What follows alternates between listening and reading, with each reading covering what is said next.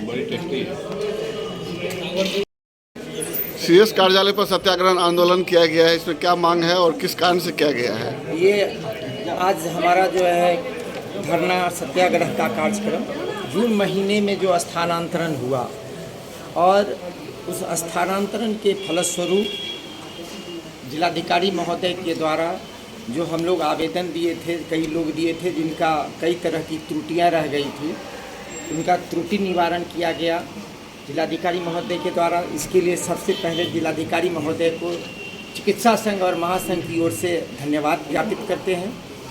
और उस त्रुटि निवारण के फलस्वरूप कई हमारे साथी लगभग 2 दर्जन के आसपास जो है चिकित्सा कर्मी, खास करके लिपिकों का जो है समंजन नहीं हो सका था।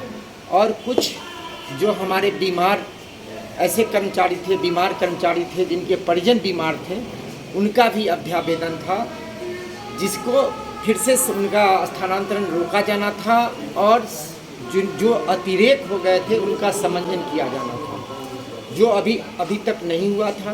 पिछले 11 अगस्त को जिलाधिकारी महोदय के द्वारा निर्देश दिया गया था कि इसको विलम्ब कर दिया जाए, लेकिन दुर्भाग्यवश 4 महीने बीतने के बाद भी आज तक नहीं हुआ था।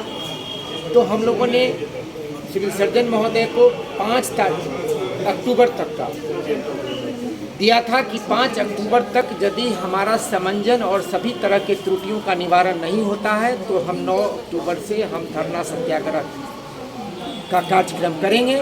और उसी के तहत आज हम लोग जो है सीएस कार्यालय पर कार्य अवधि में पूरे संवैधानिक तौर तरीकों से धरना सत्याग्रह का कार्यक्रम प्रारंभ कर चुके हैं। जब तक अभी हम लोगों का सीएस सर से वार्ता हुई, जो डीडीसी सर से जो मिला है, जो आश्वासन मिला है, उसके बारे में चर्चा हुई है। अब हम लोग निर्णय लेंगे इस दरी पर बैठ करके कि आगे हम लोगों को क्या करना है, धरना को कंटिन्यू करना है या जो जैसा निर्णय होगा, जो हमारा अनिश्चितकालीन धरना है वो पत्र प्राप्ति तक, आदेश निर्गत होने तक जारी रहेगा। ये हम लोग जो है अभी इसी दरी पर जो है हम लोग निर्णय लेंगे। क्या मामला है इसमें? ये मामला एक्चुअली जून में शुरू हुआ था, जिस समय जितने भी लिपिक महोदय और लिपिक हैं और बाकी और सभी कर्मचारी डिफरेंट वर्क के जो हैं, जो डिस्ट्रिक्ट कैडर में आते हैं, तो उनका ट्रांसफ़र किया गया था। तो उसी में थोड़ी बहुत कुछ कमियां रह गई थी, बाकी तो सब कुछ ठीक था। लेकिन जो कुछ थोड़ी बहुत कमी रह गई थी उसके लिए हम लोग उस समय से प्रयास कर रहे हैं कि उसको हम लोग दुरुस्त कर दें। तो इसी प्रयास में अब अंतिम पड़ाव पे हम लोग हैं और उम्मीद करते हैं कि बहुत जल्दी ये सारी विसंगतियाँ दूर हों। और हम और राजीव चारों आदमी वहाँ 2 घंटे तक डिस्कशन करके विभिन्न पहलुओं पर काफ़ी विस्तार से बातचीत हुई और उन्होंने कुछ डायरेक्शन दिया, जिस डायरेक्शन के आलोक में गए। लेकिन वो जनसंवाद के कारण काफ़ी लेट से आए कार्यक्रम की वजह से, तो वो बाटा इनका जो है कहीं छोड़ दिया। और रविवार यानी कि कल ये गए और उनको उन्होंने कहा, और उन्होंने उस दिन ही कहा था आप अपने मन से कुछ नहीं करेंगे, आप सबका ऑप्शन पहले क्या क्या था जो आप लोगों के नॉलेज में है, जो लोग संपर्क में हैं उन सभी लोग वो ऑप्शन लिख करके लाइए, हम टिक लगाए। वही हमने देखा है कि वही टिक लगा हुआ है सब लोगों का।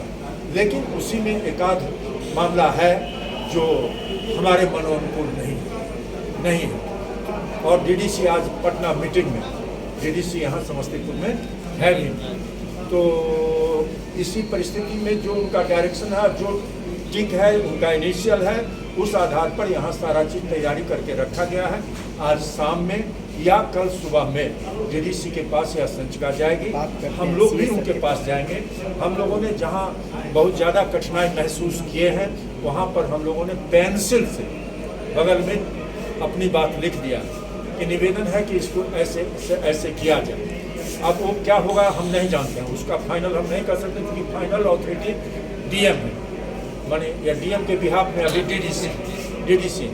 तो उसके बाद ही होगा। तो सारी कार्रवाई उनके निर्देशानुसार और पिछले शुक्रवार को जो वार्ता हुई थी उस आलोक में हो चुका है, और जैसे ही होगा वेतन भी उसी के साथ रिलीज हो जाएगा।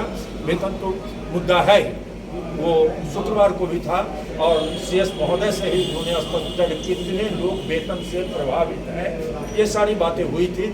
इसलिए वो सारी बातें स्पष्ट है कि जैसे ही होगा वैसे ही वेतन भी रिलीज होगा।